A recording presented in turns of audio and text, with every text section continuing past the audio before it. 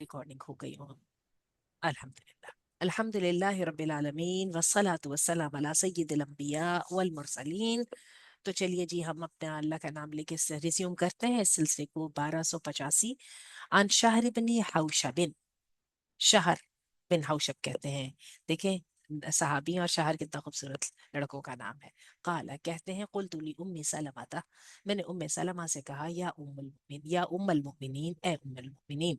जी कीजिएगा तैयबा, मेरा ख्याल है आप है होस्ट। या तो ऊपर कीजिए या फिर, हाँ, अच्छा। या उम्मुल मुमिनीन, मा काना अक्सर दुआ रसूलिल्लाह सल्लल्लाहु अलैहि वसल्लम इदा काना इंदक। ये बताइए कि जब वो कौन सी दुआ होती थी सबसे ज्यादा जो अल्लाह के रसूल मांगा करते थे जब वो आपके साथ होते थे। यानी आपने अल्लाह के रसूल को कौन सी वाली सबसे ज्यादा दुआ मांगते सुना। कालत कहती है, कान अक्तरु दुआ ही, उनकी जो अक्सर जो दुआ होती थी वो क्या होती थी, या मुकल्लिबल कुलूबी सब्बित कल्बी अला दीनिक, ए पलटने वाले दिलों को साबित कर दे मेरे दिल को, अला दीनिक, अपने दीन के ऊपर। फ़कील लहू फी दालिक, तो उनसे कहा गया इसके बारे में। फ़काला, तो उन्होंने कहा, फ़कील लहू फी जालिक, तो उनसे इसके बारे में पूछा गया है। यानी अल्लाह के रसूल सल्लल्लाहु अलैहि वसल्लम से किसी ने पूछा, हो सकता हो मैं सलमा ने खुद पूछा हो, घर के किसी मुलाजिम ने पूछा हो। फ़काला, तो आपने फरमाया, इन्नहु लैसा आदमियुन इल्ला वक़ल्बुहु बैन इस्बअैनि मिन असाबिअल्लाह, क्योंकि कोई भी बंदा ऐसा नहीं है लेकिन उसका जो दिल है वो अल्लाह की दो उंगलियों के दरमियान है, अल्लाह की उंगलियों में से दो उंगलियों के दरमियान है। फमन शाअ अकामा, जिसको चाहे वो सीधा कर दे, वमन शाअ अज़ागा, और जिसको चाहे वो टेढ़ा कर दे। ठीक है, बड़ी प्यारी हदीस सामने आई है। या मुकल्लिबल कुलूबी सब्बित कल्बी अला दीनिक, और अल्लाह के रसूल ने फरमाया कि दिल जो है वो अल्लाह के रसूल अल्लाह के हाथ में है, चाहता है तो सीधे कर देता है, चाहता है तो उल्टे कर देता है। चलिए जी, नेक्स्ट नेक्स्ट आ गई हदीस 1286। उम्मुल मुमिनीन सैयदा हफ्सा रदी अल्लाह अन्हा को तलाक और फिर वजह रजू। अन इब्न अब्बास अन उमर कान सल्लल्लाहु अलैहि वसल्लम तल्लक़ हफ्सा सुम्मा राजाहा। कहते हैं, अब इब्ने अब्बास उमर रदी अल्लाह अन्हु से रवायत करते हुए कहते हैं कि अल्लाह के रसूल सल्लल्लाहु अलैहि वसल्लम ने सैयदा हफ्सा को तलाक दे दी थी, लेकिन फिर उनके साथ रजू कर लिया था। अगर आप सबको याद हो तो हमारा जो इस्लामी तरीका है इस तलाक देने का वो ये है कि मर्द को दो तलाकों का हक होता है, जिसके बाद एक इद्दत का पीरियड होता है जो 3 मंस्ट्रुएशन साइकिल होते हैं। अगर उस इद्दत के पीरियड के अंदर ही अंदर जो है ना शौहर रजू कर ले, तो बगैर दूसरा निकाह किए या नया निकाह किए शौहर उसका दोबारा जो है ना मियाँ बीवी का ताल्लुक आपस में कायम हो जाता है। लेकिन मसला एक होता है, मसला ये होता है कि शौहर के पास जो दो तलाक का हक होता है उसमें से एक तलाक का हक फिर निकल जाता है, फिर उसके पास एक तलाक का हक रह जाता है। चलिए, अब देखिए जरा, यहाँ पर आ गई है हदीस।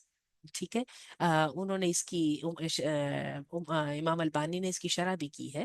कैस बिन जैद कहते हैं कि नबी करीम सल्लल्लाहु अलैहि वसल्लम ने सैयदा हफ्सा बिन्त उमर रदी अल्लाह अन्हा को तलाक दे दी, और उनके दो मामू कुदामा और उस्मान जो मजमून के मजून के बेटे थे उनके पास गए और वो रोने लगे। उन्होंने कहा कि अल्लाह की कसम, अल्लाह के रसूल ने सैर हो जाने की वजह से, यानी मुझसे अल्लाह के रसूल उकताए नहीं, उसकी वजह से मुझे तलाक नहीं दी।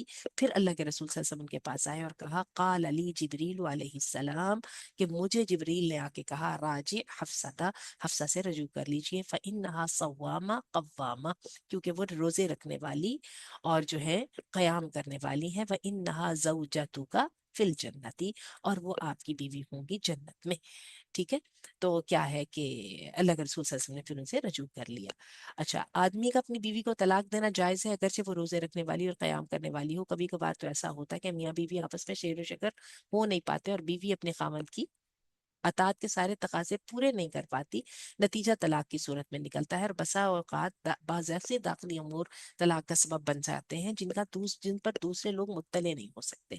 इन वजूहात की बिना पर तलाक को काजी की मुखालफत या मुआफ़कत पर मौकूफ कर देना इस वक्त की सबसे बड़ी कमक अगली और बुरी बात है। अक्सर हाकिमों, काजियों और खतीबों की जुबान पर यह हदीस है कि अबगतुल हलाल इलल्लाहि तलाक, कि अल्लाह की हलाल करदा चीज़ों में सबसे ज़्यादा नापसंदीदा तलाक है, जबकि ये ज़ईफ है। चलिए चलिए, इनका कहने का मतलब ये है कि ये जो है तलाक ना देने का तस्वुर, क्योंकि मैं आपको ये बता दूं कि हिंदुओं में और ईसाइयों में सच्ची पूछे तो तलाक है ही, और यहूदियों में बहुत ज्यादा है। ठीक है, तो बात यह है कि ये बात दुरुस्त नहीं है। हमारा दीन जो है वो फितरत का दीन है, और फितरत जो है वो कई दफा हर एक बंदे के बहुत अच्छे होने के बावजूद आपस में निभा नहीं हो पाता, तो उसके बाद उसकी जो तलाक को जायज समझती है। चलिए जी, आगे आ जाइए, बेवा हो जाने वाली हामला की इद्दत। अच्छा, यहाँ पर एक बहुत बड़ा सवाल आता है। आपको पता है हमारे माशरे में ये बात राइज है कि जो है ना खातून यानी हमल के अंदर जो है ना तलाक नहीं। अन उबैदिल्लाही इब्ने अब्दिल्लाही इब्ने उतबा अन अबीही। उबैदुल्लाह बिन अब्दुल्लाह बिन उतबा अपने बाप से रवायत करते हुए कहते हैं, अन्न सुबैयाता बिनती अल हारिथी, कि सुबैया बिनते हारिस जो हैं, तालत मिन नफासिहा बाद वफाती जौजिहा भी अय्यामिन। हुआ क्या, ये ले लीजिए, और जो भी अब जिसका फोन आएगा उनको बता दीजिएगा कि मैम खुद कॉल करती हैं। अच्छा, कहती हैं कि सुबैया, ये सहाबिया का नाम है, सुबैया जो है हारिस की जो बेटी थी, तालत वो हो गई अपने निफास के बाद, अपने शौहर की जो है ना वफात के बाद, उनकी वो बिल्कुल डिलीवरी तैयार थी, और वो क्या हुआ कि वो बच्चा पैदा हुआ, और चंद दिन के बाद वो नफास के खून से भी पाक हो गई, यानी ज्यादा दिन नहीं गुजरे। अच्छा, ये जो बात है ना, ये बिल्कुल, इसको यहाँ पर एक और भी बात समझ लीजिए। हमारे यहाँ वो जो छिले का तस्वुर है ना, छिला आखिरी हद है। बहुत सारे लोगों की बहुत जल्दी नफास क्लियर हो जाता है।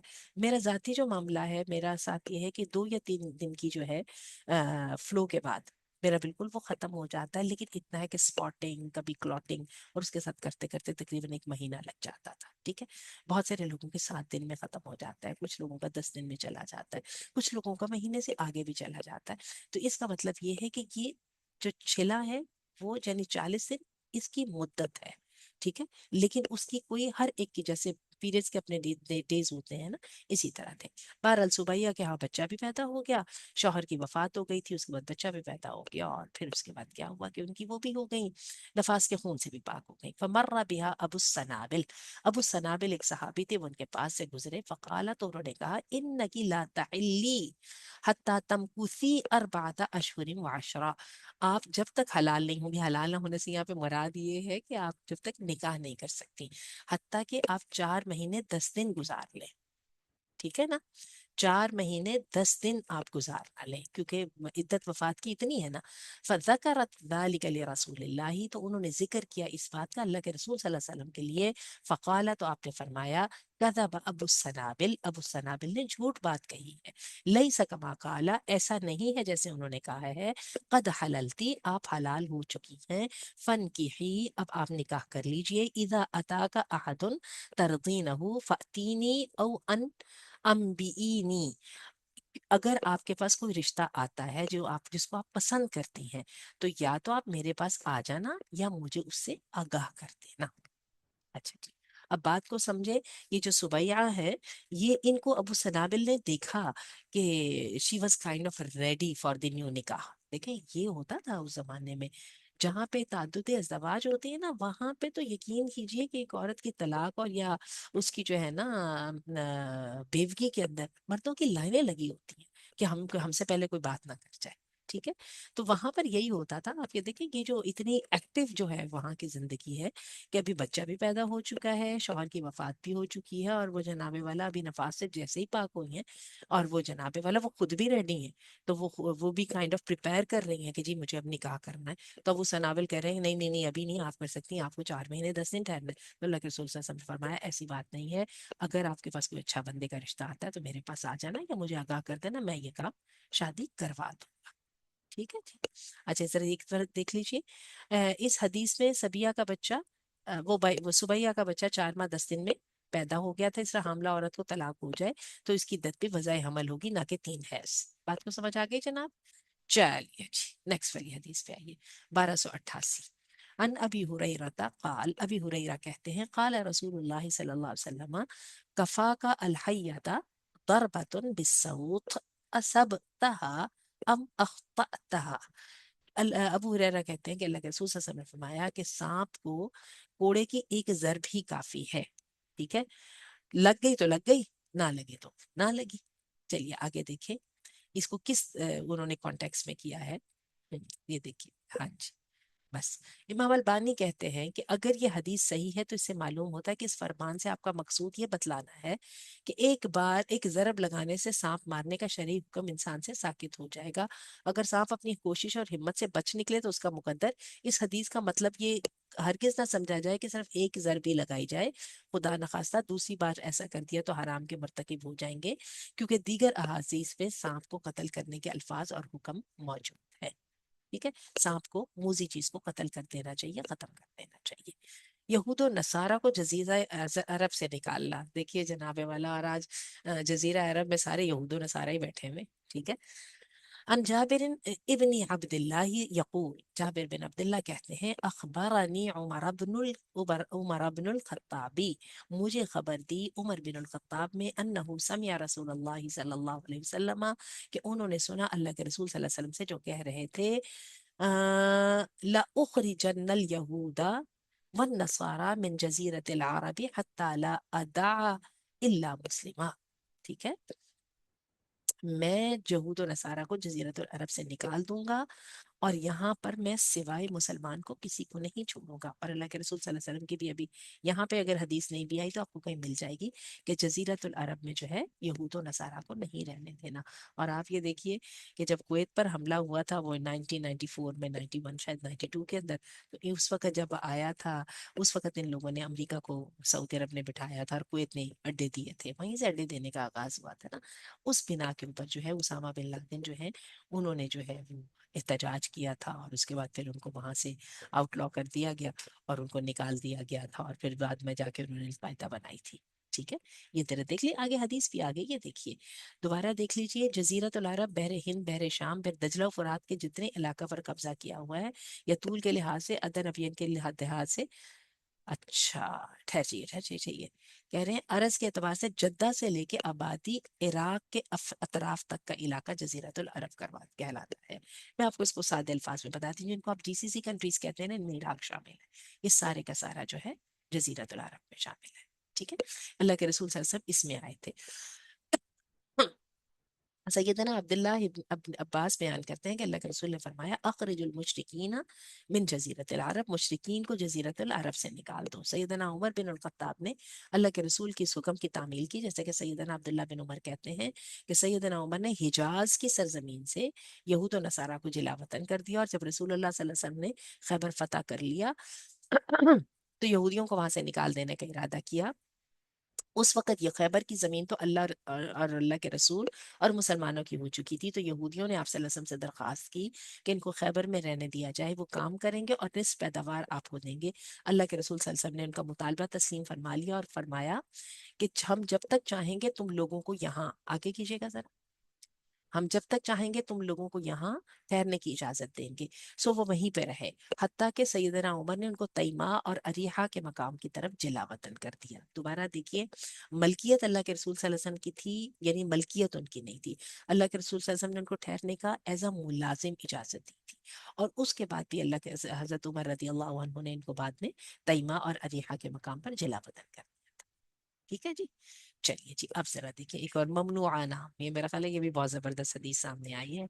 1290, अन उमर बिन खत्ताबी मरफूआन, उमर बिन खत्ताब से मरफूआन रवायत है, ला इन इश्तु इंशा अल्लाह, अगर मैं जिंदा रहा रहा अल्लाह की तौफीक से, ला अनहयन्ना अन युसम्मा, तो मैं मना कर दूंगा कि नाम रखा जाए रबाह व नजीह व अफलाह व नाफिउन व यसार, कि मैं मना कर दूंगा कि रबाह का नाम, रबाह वैसे कहते हैं फायदे को, नजी कहते हैं कामयाब होने वाले को, अफलाह कहते हैं बहुत ही कामयाब आदमी को, सक्सेसफुल को, नाफे फायदा देने वाला, अनयसार जो है ना आसानियां पैदा करने वाला।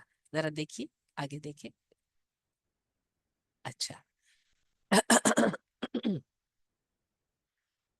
यहीं पे रुकिएगा प्लीज। अच्छा जी, ये देखें, जाबिर बिन अब्दुल्ला कहते हैं नबी करीम सल्लल्लाहु अलैहि वसल्लम ने इरादा किया था कि वो मना कर दें कि लोगों के नाम रखे जाएं याला, बरका, अफलाह व यसार व नाफे, और इस किस्म की बात। اچھا اس میں برا کا بھی کا نام بھی آ گیا ہے اور یعلا کا بھی نام ہے. یعلا کا مطلب اعلیٰ نا، اونچا. ذرا دیکھیں امام البانی کہتے ہیں کہ صحیح مسلم کی روایت کے مطابق سیدنا سمورہ بن جندب کہتے ہیں کہ اللہ کے رسول صلی اللہ علیہ وسلم نے ان ناموں سے منع فرما دیا تھا، اور اس کی تفصیل جو ہے الزواج والعدل بین الزوجات وتربیت الاولاد والعدل بینہم وتحسین اسمائہم میں ممنوع نام کے تحت آئے گی. ان الفاظ کے معنی یہ ہے رباح نفع یا کامیابی، نجیح معقول ثابت قدم، افلاح کامیاب، نافع نفع مند، یسار وسعت والا، آسودگی یا خوشحالی والا. ٹھیک ہے چلیے جی آگے چلتے ہیں. دماغی چوٹ میں قصاص کی مقدار. اب یہ تو سمجھ آتی ہے ہاتھ کٹ گیا تو ہاتھ کاٹ دو، ناک میں چوٹ لگی تو ناک پہ چوٹ لگا لو وغیرہ وغیرہ. لیکن اب دماغی چوٹ کا کیا قصاص ہوگا؟ ایک بندے کا جو ہے نا وہ سر پہ چوٹ لگ جاتی ہے، اس کی عقل ختم ہو جاتی ہے، یا اس کو ایسی کوئی دماغ پہ چوٹ آتی ہے اس کا جسم پیرالائز ہو جاتا ہے. ان طلحہ مرفوعا، طلحہ مرفوعا کہتے ہیں لیس فی المأمومۃ قواد، جو ہے نا نبی کریم صلی اللہ علیہ وسلم نے فرمایا کہ جو دماغی چوٹ ہے اس کا قصاص نہیں ہے. معموما ایسے زخم کو کہتے ہیں جو دماغ تک پہنچ جائے. ایسے زخم میں قصاص نہیں لیا جا سکتا، صرف دیت لی جا سکتی ہے جو کہ 33 اونٹ ہے، اللہ یہ کہ متعلقہ فرد معاف کرتے. ظاہر ہے اس کو کیسے اسپیسیفائی کیا جا سکتا ہے اور اس کی ڈیمیج کو بھی کیسے کوانٹیفائی کیا جا سکتا ہے؟ یہی وجہ ہے کہ اس میں قصاص نہیں ہے لیکن دیت. ریمبر قصاص کا مطلب ہے کہ اس کو بھی وہی چوٹ ماری جائے. آپ اس بندے نے آپ کو چوٹ ماری، اس کے ساتھ آپ کا دایاں جو ہے نا وہ بازو جو ہے نا وہ پیرالائز ہو گیا. اب آپ کہتے ہیں کہ میں نے بھی اس کو چوٹ مارنی ہے، ضروری تو نہیں دایاں ہو تو اس کے ساتھ ہو سکتا ہے اس کا دایاں بھی ہو جائے اور بایاں بھی ہو جائے، اوپر والا حصہ ہو جائے نیچے والا حصہ ہو جائے. تو یعنی اس شکل کے اندر اس طرح کا قصاص جو ہے وہ نہیں لیا جا سکے گا. اس کے بجائے کیا ہوگا کہ اس کے لیے جو ہے نا وہ دیت لی جائے گی. چلیے جی، یہود و نصارہ سے مشابہت اختیار کرنا اور محض اشارے کے ذریعے سلام. عن عبداللہ بن عمری، اب عبداللہ بن عمر کہتے ہیں مرفوعا لیس منا من تشبہ بغیرنا، ہم میں سے وہ نہیں جس نے مشابت اختیار کی غیروں کی. غیروں کی جیسی شکل اس نے بنائی تو وہ ہم میں سے ہے ہی نہیں. لا تشبہوا بالیہودی والنصارى، تم یہود و نصارہ کی مشابہت نہیں اختیار کرو. فإن تسلیم الیہودی الاشارہ بالاصابع، اور یہودیوں کو سلام کا جو کرنا ہے وہ انگلیوں کا بس اشارہ کرنا ہے. وتسلیم النصارى الاشار بالاکف، اور عیسائیوں کو سلام جو ہے نا وہ ایسے ہاتھ کے ساتھ کرنا ہے. اچھا جی بات یہ ہے یہودیوں اور عیسائیوں کے ساتھ اتنی بھی محبت نہیں رکھنی کہ ان کو سلام بھی کیا جا سکے. ان کو یہودیوں کا سلام کا طریقہ بس اس ٹائپ کا ہے، اور نصارہ کا طریقہ جو ہے نا وہ اس طرح کا ہے. ٹھیک ہے. اچھا وہ انہوں نے کہا ہے کہ مسلم معاشرے میں مشابت عام پائی جا رہی ہے کہ لوگ ہاتھ کا اشارہ کرنے یا سر جھکانے کو ہی کافی سمجھ بیٹھے ہیں، جبکہ بعض ناقابت اندیشوں کو دیکھا گیا کہ ایک دوسرے کے سامنے بھی کھڑے ہو کر یہودیوں اور عیسائیوں سے مشابہت اختیار کرتے ہیں، حالانکہ مصافحہ کرنا ممکن ہوتا ہے. اللہ کی بنا دو مقامات پر شریعت نے اشارہ کے ساتھ سلام کہنے یہ جواب دینے کی تخصیص کرتی ہے. سیدنا عبداللہ بن عمر کہتے ہیں کہ میں نے سیدنا بلال رضی اللہ عنہ سے پوچھا کہ جب رسول اللہ صلی اللہ علیہ وسلم کو لوگ سلام کرتے تھے اس حال میں کہ آپ نماز پڑھ رہے ہوتے تو آپ جواب کیسے دیتے تھے؟ تو انہوں نے جواب دی یقول ہکذا وبسط کفہ، اللہ کے رسول صلی اللہ علیہ وسلم اپنی منہ کر کے ہتھیلی پھیلا لیا کرتے تھے، اور انہوں نے کیفیت بیان کرنے کے لیے اپنا ہاتھ پھیلایا. امام نافع کہتے ہیں کہ سیدنا عبداللہ بن عمر جو ہے ایک آدمی کے پاس سے گزرے، وہ نماز پڑھ رہا تھا، آپ نے اسے سلام کہا، اس نے بول کر جواب دیا. عبداللہ بن عمر نے سلام کیا اور اسے بول کے جواب دیا. عبداللہ بن عمر اس کی طرف پلٹ کر آئے اور اسے کہا جب کوئی نماز پڑھ رہا ہو تو اسے سلام کہا جائے تو وہ بول کر جواب نہ دے بلکہ اپنے ہاتھ سے اشارہ کر دے. چلے جی اب سمجھ آ گئی ہے کہ نمازی لوگوں کو سلام کہنا چاہیے اور نمازیوں کو چاہیے کہ اشارے کے ساتھ جواب بھی دے دیا کرے. اچھا عورتوں کو سلام کہنا. سیدہ اسماء بنت یزید کہتی ہیں کہ رسول اللہ صلی اللہ علیہ وسلم مسجد میں عورتوں کے گروہ کے پاس سے گزرے اور ہاتھ سے اشارہ کرتے ہوئے ان کو سلام کیا. ٹھیک ہے چلیے جی آگے. ایک حدیث چلے چھوٹی ہے تو اور پڑھ لیتے ہیں ورنہ بس کرتے ہیں. وہ امور مباح ہے، مباح کا مطلب ہے جائز ہے، جن سے شریعت نے خاموشی اختیار کی ہے. دوبارہ سمجھ لیجئے، جن امور کے بارے میں شریعت نے بتایا ہی نہیں کہ کیا کرنا ہے وہ امور جو ہیں ان کو ہم حلال کے زمرے میں لائیں گے، الا یہ کہ ہمیں کوئی شرعی دلیل مل جائے جس کے ساتھ ہم قیاس یا اجماع کر کے جو ہے وہ ان کی حرمت کی کوئی نہ کوئی دلیل نکال لیں. ذرا دیکھیے گا عن ابی الدرداء، ابی دردا کہتے ہیں قال قال رسول اللہ صلی اللہ علیہ وسلم، اللہ کے رسول صلی اللہ علیہ وسلم نے فرمایا ما احل اللہ فی کتابہ، جس کو حلال کر دیا اللہ نے اپنی کتاب کے اندر فہو حلال، وہی حلال ہے، وما حرم، اور جس کو اللہ نے حرام کر دیا فہو حرام، وہی حرام ہے، وما سکت عنہ، اور جس سے اللہ تعالیٰ چپ رہا، جس کے بارے میں اللہ نے کچھ نہیں کہا، فہو عفو، تو وہ تمہارے لیے اجازت ہے، معاف ہے، فَأَقْبَلُوا مِنَ اللَّهِ عَافِيَتَهُ، تم قبول کر لو اللہ تعالیٰ سے اس کی معافی، یعنی وہ جو چیزیں ہیں ان کو تم اللہ تعالیٰ سے لے لو، فائدہ اٹھاؤ، ٹھیک ہے۔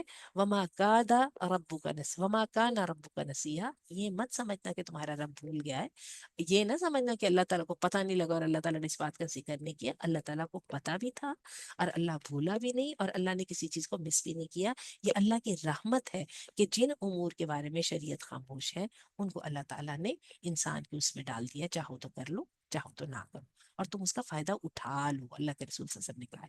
چلیے ذرا تھوڑا سا اس کو دیکھ لیتے ہیں کہ اللہ کے رسول صلی اللہ علیہ وسلم نے بھی کئی چیزوں کا حلت و حرمت کا حکم فرمایا، لیکن ذہن نشین رہنا چاہیے کہ یہ قانون معاملات کے بارے میں ہے، عبادات کے بارے میں، کیونکہ عبادات کی کوئی بھی صورت ہو اسے ادا کرنے کے لیے شرعی دلیل چاہیے، لیکن معاملات یعنی انسانوں سے متعلق، آپس کے لین دین سے متعلق کوئی صورت ہو تو اس سے رکنے کی دلیل چاہیے۔